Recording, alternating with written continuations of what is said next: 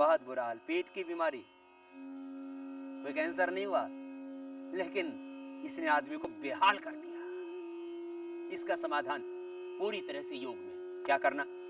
सबसे पहले प्राणायाम तो करना ही है आपको। 7 आसन, 7 प्राणायाम और 7 व्यायाम, ये पूरा पैकेज योगाभ्यास का जो हम देते हैं वो आपको पूरा करना है। वो हम बता भी देंगे एक बार आपको, लेकिन साथ में कुछ सावधानियां।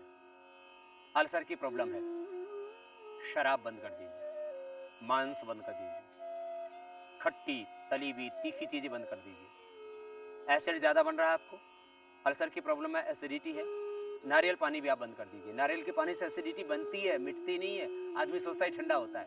चावल खाने से एसिडिटी बनती है, मिटती नहीं है, इसलिए चावल बंद करने पड़ेंगे यदि एसिडिटी ज्यादा। चावल बहुत अच्छा आ रहा है, लेकिन चावल एसिडिटी में नुकसान करता है, नारियल का पानी एसिडिटी में नुकसान करता है, दही छाछ एसिडिटी में नुकसान करते हैं। ठंडा दूध पीना, आप गर्म करके ठंडा किया हुआ, ये दूध ठीक रहेगा आपके लिए। फ्रिज का दूध भी नहीं पीना चाहिए। फ्रिज का दूध तो पर ये फ्रिज की जो वस्तुएं, इनसे भी कैंसर जैसे और दूसरी समस्याएं पैदा हो रही हैं, इनसे भी बचिए आप। प्रदूषण, धुआं, ये तंबाकू, ये सब चीजें तो नुकसान करती है। वहीं पर जो है ये फ्रिज भी, उसमें रख करके बार बार चीजों को गर्म करना, ठंडा करना, गर्म करना, ठंडा करना, इससे पेट की बीमारियां और कैंसर की बीमारियां, अल्सर की प्रॉब्लम ये पैदा होती है। आपको मैं कह रहा था, आप थोड़ा सा अपने आहार में परिवर्तन करना, थोड़ा सा खान पान में परिवर्तन करना, आपकी ये अल्सर की, आंव संग्रहण की प्रॉब्लम ठीक हो जाएगी। दूध पी लेना, और दूध भी गाय का पियो। गाय के दूध से एसिडिटी होती नहीं, भैंस के दूध से होती। भैंस के दूध पी पी करके आदमी भैंसे जैसे हो गया, पाड़ा जैसी बुद्धि, भैंस जैसा शरीर। मैं नहीं कहता, भैंस भी एक जीव है, उसका भी दूध पीना चाहिए। उसका दूध नहीं मिलेगा तो देश में दूध की कमी हो जाएगी, परंतु गाय का दूध सर्वोत्तम है। और बीमार व्यक्तियों को तो गाय का ही दूध पीना चाहिए, और जो बीमार नहीं होना चाहते उनको भी गाय का ही दूध पीना चाहिए, और जो अपने मति को शुद्ध सात्विक रखना चाहते हैं उनको भी गाय का ही दूध पीना चाहिए। उसे हार्ट की प्रॉब्लम नहीं होगी, उसे कोलेस्ट्रॉल नहीं बढ़ेगा, उसे कैंसर नहीं होगा, उसे पेट की समस्याएं नहीं होगी, इंडाइजेशन नहीं होगा। गाय का दूध अपने आप में बहुत अच्छा है, तो गाय का दूध अपने आप में एक औषधि भी। लेकिन ज्यादा देखो, याद रखना, एसिडिटी में तो फायदा करेगा, लेकिन यदि आपको आंव बनने लगा है, मरोड़ा होने लगता है, तो आंव में, संग्रहणी में, कोलाइटिस में, म्यूकस में, अल्सरेटिव कोलाइटिस के अंदर आपको फिर दूध बंद करना पड़ेगा। एसिड साथ में है तो फिर जो है दही भी बंद करना पड़ेगा। लेकिन यदि एसिडिटी आपको नहीं है तो फिर आप दही लीजिए, छाछ लीजिए, मट्ठा लीजिए। इससे ये इलाज है, तक्रकल्प। तक्रकल्प के करने से आंव संग्रहणी ठीक हो जाता है। दही छाछ संग्रहणी को, आंव को ठीक करता है, ये खास बात। आंव संग्रहणी दही छाछ से ठीक हो जाती है। लेकिन रात को दही नहीं लेना, सुबह है और दोपहर को दही लेना, ये दवाई है। बेर का चूर्ण 1-1 चम्मच सुबह शाम ले लेना, ये आंव संग्रहणी की दवाई है। लेकिन यदि एसिडिटी ज्यादा है तो थोड़ा सा अलग। एसिडिटी ज्यादा है तो आप घिया की सब्जी प्रयोग करना, घिया का जूस पीना, इससे एसिडिटी पूरी खत्म हो जाएगी, हाइपर एसिडिटी भी खत्म हो जाएगी, और आंतों का घाव भी खत्म हो जाएगा, अपने आप ही भर जाएगा। कपालभाति प्राणायाम धीरे धीरे करना, खास बात। प्राणायाम संबंध खास निर्देश, जिनको अल्सरेटिव कोलाइटिस है, जिनको बहुत ज्यादा एसिडिटी बनती है, जिनको आंव की प्रॉब्लम है, संग्रहणी की प्रॉब्लम है, उनको कपालभाति तेजी से नहीं करना, बस इतना ध्यान देना। अल्सरेटिव कोलाइटिस, म्यूकस, आंव, हाइपर एसिडिटी, ये सारी की सारी समस्याएं कपालभाति से अच्छी होती है। आहार में मैंने कहा लौकी का जूस, लौकी की सब्जी प्रयोग करें। आंव के लिए सबसे अच्छी दवा है बेल का चूर्ण। बेल का चूर्ण खाएं, इससे यदि पतला दस्त आता है तो ठीक होने लगेगा, पेट साफ नहीं हो रहा था तो होने लग जाएगा। आयुर्वेद में भी तो हम यही दवाई देते हैं। वर्षों से, करोड़ों वर्षों से आयुर्वेद की परंपरा में महर्षि चरक और सुश्रुत ने इसका यही उपाय बताया। गंगाधर चूर्ण 50 ग्राम, बिलवादी चूर्ण 50 ग्राम, और 3 भस्में मिला दीजिए, जो पेट के लिए बहुत ही अच्छी है, और कैल्शियम की पूर्ति भी होती है उससे, और पाचन की क्रिया अच्छी हो जाती है, मल बंद करके आने लगता है, भूख ठीक लगने लगती है, और जिनको एसिड की प्रॉब्लम हो, एसिडिटी भी दूर हो जाती है। अपचन, आंव अपचन ही के कारण से होता है, तो इसमें 50 ग्राम गंगाधर चूर्ण, 50 ग्राम बिलवादी चूर्ण, 10 ग्राम शंख भस्म, 10 ग्राम कपर्तक कोड़ी की भस्म, और 10 ग्राम मुक्ता शुक्ति भस्म, इन सबको मिला करके सुबह 1 चम्मच छाछ से ले लीजिए, शाम को 4-5 बजे खाली पेट पानी से ले लीजिए। ये आंव संग्रहणी के लिए बहुत अच्छी दवाई है। यदि किसी को इससे कॉन्स्टिपेशन हो जाता है, किसी किसी को गंगाधर चूर्ण से, तो गंगाधर चूर्ण ना लें, खाली बिलवादी चूर्ण ही ले लें। बिलवादी चूर्ण 50 ग्राम की बजाय 100 ग्राम ले लें और उसमें 10-10 ग्राम शंख कपर्तक मुक्ताशोक की भस्म मिला लें। 1 चम्मच सुबह, 1 चम्मच शाम को पानी के साथ ले लें, या छाछ के साथ सुबह ले लें, शाम को पानी के साथ ले लें। बहुत दस्त होता है किसी किसी को, तो कुटजारिष्ट 4 चम्मच दवा 4 चम्मच पानी मिला के पिया जा सकता है। कुटजारिष्ट दोपहर शाम खाने के बाद 4 चम्मच दवा 4 चम्मच पानी। बहुत ज्यादा किसी को दस्त होता है फिर भी नहीं रुकता, तो कुटज घनवटी 2-2 गोली सुबह शाम ली जा सकती है। फिर भी किसी को नहीं रुकता है और भयंकर स्टेरॉइड के ऊपर जाने की तैयारी हो रही है, तो फिर कर्पूर रस। लेकिन इसमें आपको एक सावधानी बता देता हूं, इसमें कर्पूर रस एलोपैथ में बहुत सी दवाएं बनती है, आयुर्वेद में भी इसमें अफीम पड़ता है, सबको तो बनाने का लाइसेंस भी नहीं होता है। कर्पूर रस 1 गोली खाई जा सकती है। कुटज घनवटी ये और कुटजारिष्ट, इससे जो बार बार दस्त जाने की दिक्कत है उसमें फायदा हो जाएगा, लाभ हो जाएगा। अपचन के लिए चित्रकादि वटी भी साथ में ली जा सकती है। चित्रकादि वटी, आरोग्यवर्धनी वटी या उद्रामृत, ये भी वैद्य के परामर्श के अनुसार, फिर ज्यादा बढ़ गई है समस्या तो आपको वैद्य के पास ही जाना पड़ेगा। साधारण रूप से यदि आपको एसिडिटी है तो क्या करें? लौकी का जूस पिए, लौकी की सब्जी खाएं, इसी से ठीक हो जाएगा। फिर भी बहुत ज्यादा एसिडिटी और कंट्रोल में नहीं आ रही है तो अविपत्तिकर चूर्ण 50 ग्राम, उसमें 10 ग्राम मुक्ताशुक्ति भस्म मिलाकर के ले लीजिए। अविपत्तिकर चूर्ण 50 ग्राम, मुक्ताशुक्ति भस्म 10 ग्राम, दोनों मिलाकर के आधी चम्मच या 1-1 चम्मच सुबह शाम पानी के साथ दे दे तो एसिडिटी ठीक हो जाएगी। हाइपर एसिडिटी, बहुत ज्यादा एसिडिटी होगी तो क्या करें? 5 ग्राम मोती पिष्टी, 10 ग्राम कामदूधा रस और 10 ग्राम मुक्ताशुक्ति, बस मिला करके आधा ग्राम सुबह शाम शहद से ले लेना, हाइपर एसिडिटी भी ठीक हो जाएगी। घरेलू उपचार सबसे अच्छा है कि घिया का जूस और दूसरी हरी सब्जियां और घिया की सब्जी, इसका प्रयोग कीजिए, सबसे अच्छा है। फिर प्राणायाम करना, कुछ चीजों का और परहेज करना, तली हुई चीजें नहीं खाना, और खास करके कोल्ड ड्रिंक तो टोटली बंद कर देना। कोल्ड ड्रिंक के कारण से पेट की समस्याएं, कैंसर की समस्या, ऑस्टियोपोरोसिस की हड्डियों की घिसने की समस्या, भयंकर बीमारियां हो रही। पिज्जा, बर्गर, ब्रेड, ये मैदा वाले सामान, इनको बंद कर देना। मांसाहार का सेवन नहीं करना, तली हुई चीजें नहीं खाना, शराब टोटली बंद कर देना। 10 से 20 ग्राम शराब यदि रोज पी जाए तो करीब 20 वर्ष के अंदर आदमी को अल्सर ही नहीं, अल्सरेटिव कोलाइटिस ही नहीं, उसको लिवर सिरोसिस की प्रॉब्लम हो जाती है। रोज पीता रहे तो, माने थोड़ी शराब भी रोज पिए तो, यदि 80 ग्राम शराब रोज पी ली तो 10 ही साल में अल्सर, आपको लिवर सिरोसिस की प्रॉब्लम हो जाएगी, माने तो लिवर काम करना ही बंद कर देगा, एक तरह का लिवर का कैंसर। ये डॉक्टरों के ऐसे जो लगातार शराब पी रहे थे उन लोगों पर अनुसंधान उन्होंने किया, रिसर्च किया, तो इस निष्कर्ष पर पहुंचे कि जो 80 ग्राम तक, 80 ग्राम से कम तो शराब कहां पीता आदमी, 80 ग्राम कम से कम शराब रोज पी जाए तो 10 से 20 साल के अंदर आदमी का लिवर ही खराब हो जाता है, लिवर सिरोसिस ऑफ लिवर की प्रॉब्लम हो जाती है। इसलिए बचना आप इन चीजों के खाने से, और थोड़ा सा आहार में परिवर्तन करना।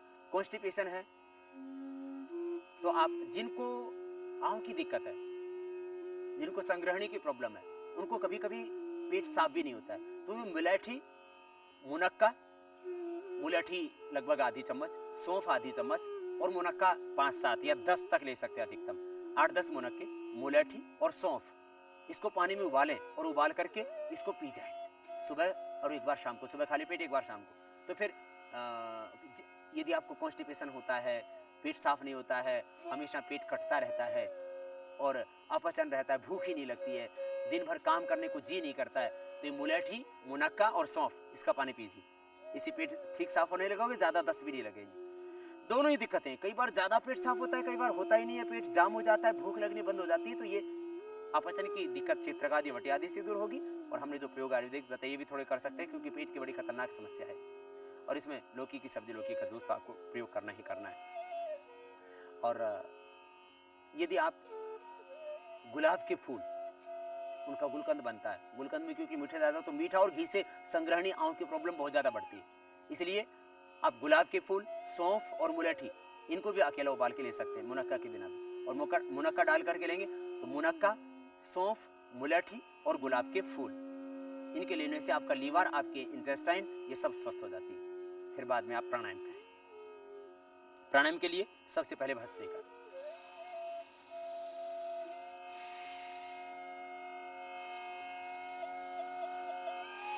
दोनों हाथ घुटनों के ऊपर। आप वायु मुद्रा में भी बैठ सकते हैं और ध्यान मुद्रा में भी बैठ सकते हैं। सीधे बैठे सिद्धासन, सुखासन या पद्मासन में।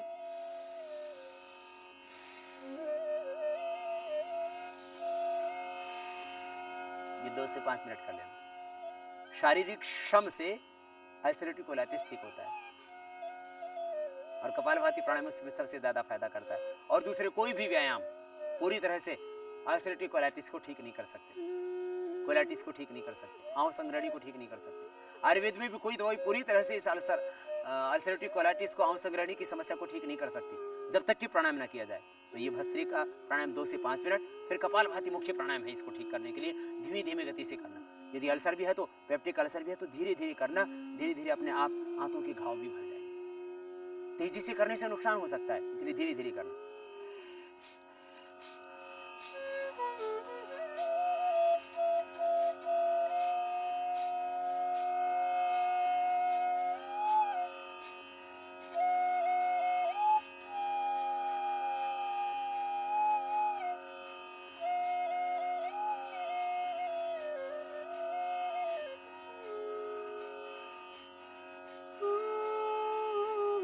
बहुत ज्यादा अल्सर है तो और धीरे करना। देखो ऐसे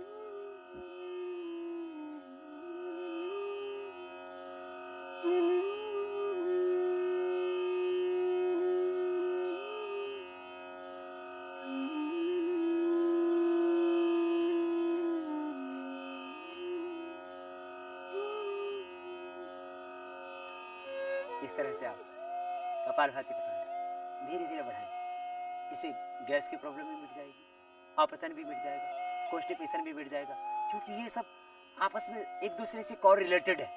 पेट की सारी समस्याएं, गैस, कब्ज, एसिडिटी, फिर जो है आंव संग्रहणी, फिर अल्सर, ये सब प्रॉब्लम एक साथ होने लग जाती है।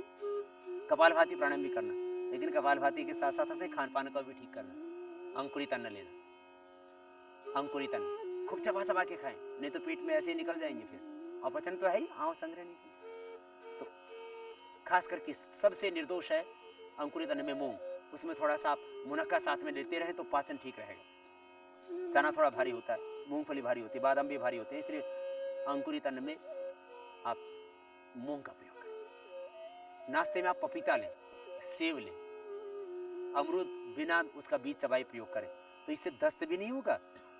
जो है थोड़ी मात्रा में, ज्यादा अमरूद खाने से पेट में गैस बनती है। उसके साथ थोड़ा सेंधा नमक और थोड़ा काली मिर्च का प्रयोग करते रहें। ज्यादा मसाले खाने से भी पेट खराब होता है, इसलिए ज्यादा मसाले भी मत खाया करो, लेकिन थोड़ी मात्रा में लेने से दिक्कत नहीं होती। थोड़ा सा आप यदि काली मिर्च और नमक के साथ अमरूद थोड़ी मात्रा में लेते हैं तो पेट के लिए अच्छा रहेगा। अमरूद कम मात्रा में, सेव, पपीता, चीकू, ऐसी चीजें लें। मुनक्का भिगो करके लें, काली द्राक्ष लें, ये पेट के लिए बहुत अच्छी है। और कपालभाति प्राणायाम साथ में करते रहें। आहार के ऊपर तो नियंत्रण करना ही पड़ेगा आपको, क्योंकि जीवन के 3 आधार हैं, आहार, निद्रा, ब्रह्मचर्य। आज तीनों ही आधार टूट रहे हैं। पाश्चात्य संस्कृति की ऐसी आंधी वही कि भारत का सांस्कृतिक राष्ट्रवाद, भारत की परंपराएं, भारतीय खान पान, भारतीय वेशभूषा, भारतीय भाषा, भारतीय परंपराएं टूट रही है। इसलिए दोबारा से हमें अपनी भाषा से, मातृभाषा से, मातृभूमि से जुड़ना पड़ेगा। अपने माँ बाप से जुड़ना पड़ेगा। माँ का सम्मान रखो, मातृभूमि का सम्मान करो, मातृभाषा का सम्मान करो, और परंपराओं से जो हमें मिली है अपनी दौलत, उनको न गवाओ। लौटना तो वही पड़ेगा सबको। कपालभाति प्राणायाम फिर से करें।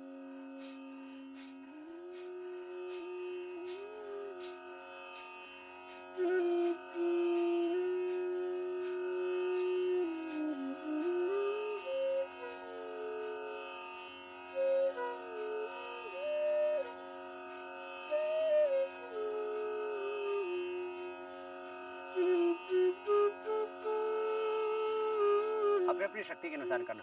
कमर में दर्द है तो धीरे करना, हार्ट बीपी की प्रॉब्लम है तो धीरे करना, और अल्सर की प्रॉब्लम है तो धीरे ही करना है कपालभाति प्राणायाम। ऐसे करें। सुबह खाली पेट जवारे का रस भी पी ले। गेहूं के जवारे का रस अद्भुत औषधि है। कैंसर से लेकर के, हार्ट के ब्लॉकेज से लेकर के, जिनका हीमोग्लोबिन कम हो जाता है, जिनको अल्सर की प्रॉब्लम है, उनको बार बार क्या होता है, खून जाने से हीमोग्लोबिन कम हो जाता है। तो हीमोग्लोबिन की कमी पूरी करेगा गेहूं का जवारा। गेहूं के जवारे को पीजिए आप, और गेहूं का जवारा पीने से दस्त होता है तो थोड़ा सा मुक्ता शुक्ति और शंख भस्म दोनों को मिला लीजिए। मुक्ता शुक्ति शंख भस्म दोनों मिला लें 10-10 ग्राम, और आधा ग्राम शहद से चाट लें, तो फिर ये बार बार दस्त होने की शिकायत ही नहीं होगी आपको। और ये गेहूं का जवारा पीने से किसी किसी को पेट ज़्यादा साफ हो जाता है। वैसे तो अक्सर जिनको आंव संग्रह नहीं होता उनको कॉन्स्टिपेशन भी रहता है, तो गेहूं का जवारा पीने से कॉन्स्टिपेशन भी ठीक होगा। लेकिन ज़्यादा दस्त हो तो आप शहद से चाट के 5-7 मिनट बाद ये गेहूं का जवारा पी लेना, तो दस्त नहीं होगा फिर आपको। तो गेहूं का जवारा भी पेट की बीमारियों के लिए, आंव संग्रहणी, कोलाइटिस, म्यूकस, सब प्रॉब्लम्स के लिए, एसिडिटी, हाइपर एसिडिटी के लिए बहुत अच्छा है। और इसके साथ एक बहुत अच्छा प्रयोग है ग्वारपाठे का, एलोवेरा का। इससे कॉन्स्टिपेशन भी मिटता है एलोवेरा से। पेट की सारी समस्याएं, ये डायबिटीज के लिए भी लाभदायक है, वात रोगों में भी फायदा करता है, और पेट की गैस भी नहीं बनने देता, एसिडिटी को पूरी तरह से मिटा देता है, और पेट के अंदर के घाव भर देता है, बाहर के घाव को भी ठीक करता है। चेहरे के ऊपर लगाओ तो चेहरे के ऊपर भी ग्लो आ जाता है। घृत कुमारी एलोवेरा, उसका गुद्दा, इसकी सब्जी भी बना के खाई जाती है।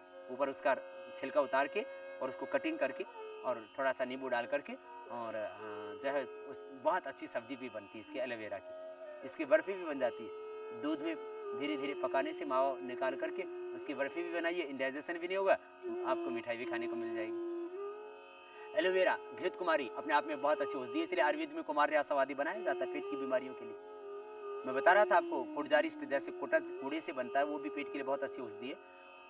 जब इंडाइजेशन बहुत ज़्यादा हो जाता है तो फिर कुटजारिष्ट के साथ में हम कुमारी आसव या पुनर्नवारिष्ट भी देते हैं। पुनर्नवारिष्ट शोथ को कम करता है, आंतों में जो सूजन आदि आ जाती है। कुमारी आसव पूरे पेट के समस्याओं को मिटाता है और भूख को जगाता है। आयुर्वेद में करोड़ों वर्षों से ये कुमारी आसव बनता है। तो घृत कुमारी का जूस भी आप पी लें, खाली पेट पीना, खाने के 1 घंटे बाद पानी पीना, तली हुई चीज़ों का सेवन बंद कर देना, शाम को हल्का भोजन लेना। बहुत ज़्यादा आंव बनती है तो फिर दूध बंद करना पड़ेगा, दही छाछ लेना पड़ेगा। और यदि बहुत ज़्यादा एसिडिटी है आपको, और यदि दोनों ही साथ में हो गए, तो दूध और दही छाछ सब बंद करके आप सिंपल बस फल फ्रूट और जो आपको बताया इस आहार पर आ जाइए। थोड़े दिन के बाद जब ठीक हो जाएंगे तब सब कुछ खाना पीना, कोई दिक्कत नहीं है। जो खाना चाहिए वो, ऐसा नहीं कि फिर मांस भी खाने लगे।